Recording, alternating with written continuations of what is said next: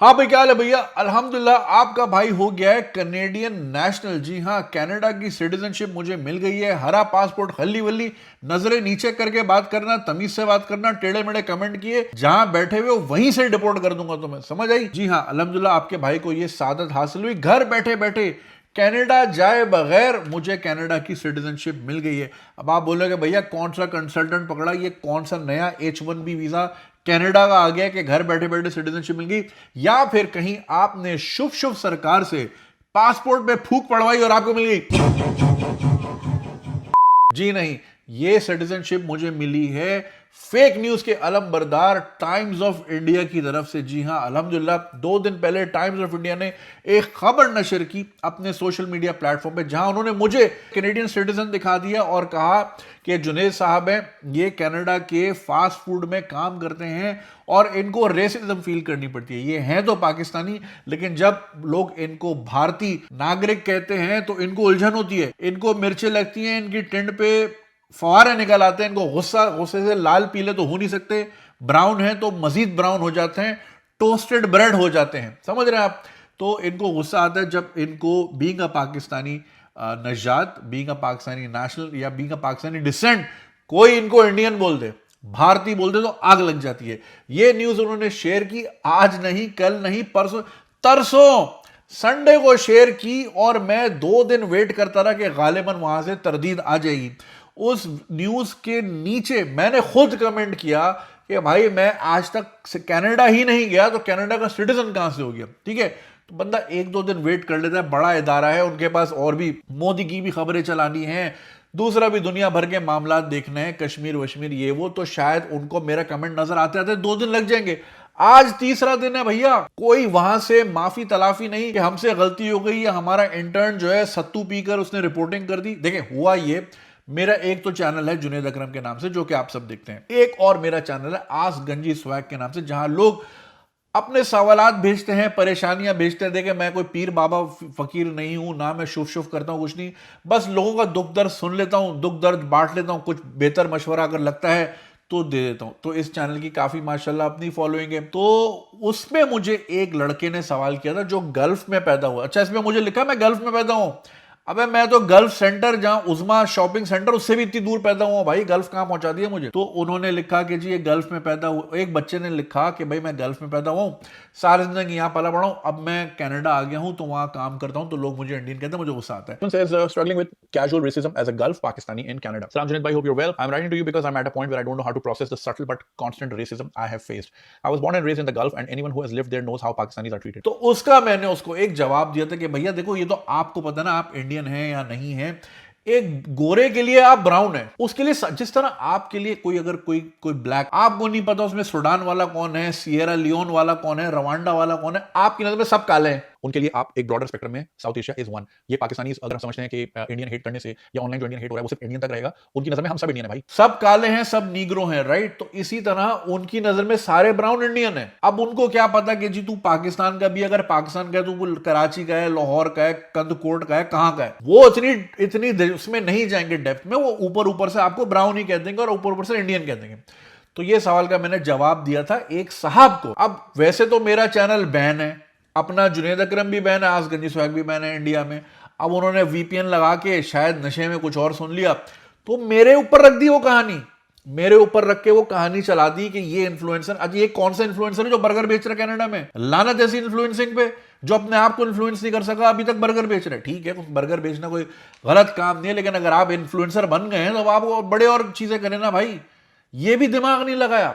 अब आप सोचें, एक मुल्क जो कि लाहौर का पोर्ट तबाह कर सकता है, कराची का पोर्ट जिसके सामने मैं रहता हूं, न्यूज में उसको तबाह कर दिया था, मैंने वीडियो बना के डाल दी, भाई ये रहा पोर्ट खड़ा हुआ। अच्छा भाई, ऐसे यकीन नहीं आ रहा तो ये मेरे अपार्टमेंट है भाई, वो रहा सामने पोर्ट, वो रही क्रेन, वो शिप लगे हुए हैं, कहाँ है, ट्रांसफार्मर की तरह खड़े हुए ये 4-4 क्रेनें, यहां तो कुछ नहीं हुआ।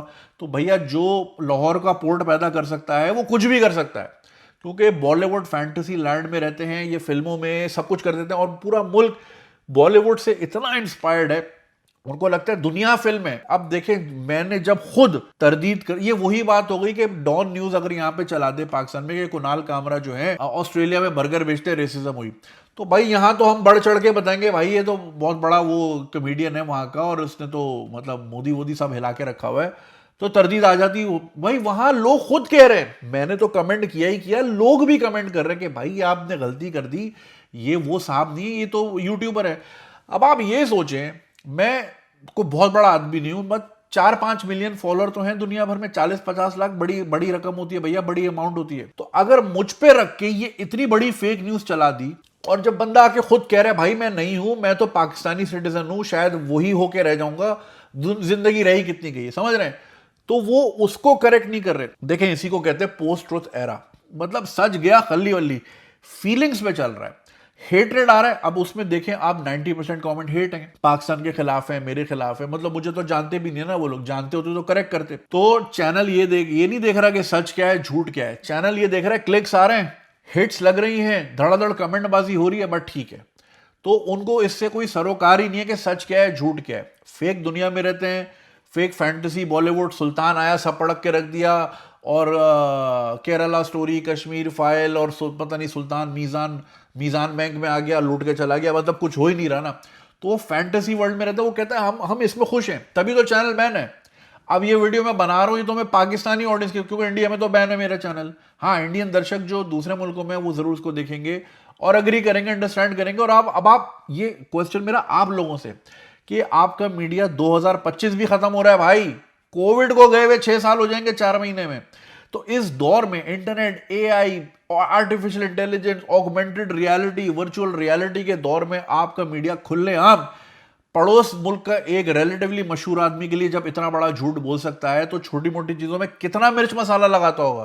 तो ये क्वेश्चन आपके लिए कि इनको क्वेश्चन करें, इनको पकड़ें। अब हम किस पे केस, अबे हमारे अपने मुल्क पे कोई नहीं सुनता, दूसरे क्या सुनेंगे। कोई और ढंग का मुल्क होता आमने सामने, तो केस हो जाता कि भाई miss representation, miss information, fake news इतना बड़ा आजकल का भाई ये, क्योंकि इस पे तो फिर बड़े बड़े दंगल फसाद हो जाते हैं भाई, मसले मसाइल हो जाते हैं फेक न्यूज की वजह। इन्होंने लेकर डाल दी, और देखे मैंने वेट भी किया कि यार ठीक है, हो जाती है मिस्टेक। देखे मैं नहीं एक्सपेक्ट करता कि एनडीटीवी का सीईओ मुझे जानता होगा, या Times of India, Hindustan Times वाले मुझे नहीं जानते होंगे, they have much bigger fish to fry. मगर कभी तो आ जाएगी ना, 1-2 दिन जब देखेंगे अच्छा सेंटिमेंट तो उल्टा जा रहा है, बंदे ने अपनी इंस्टाग्राम स्टोरी पे भी टैग करके लगाया टाइम्स ऑफ इंडिया को कि भाई मेरी स्टोरी नहीं है, किसी और की थी, मैं पढ़ रहा था।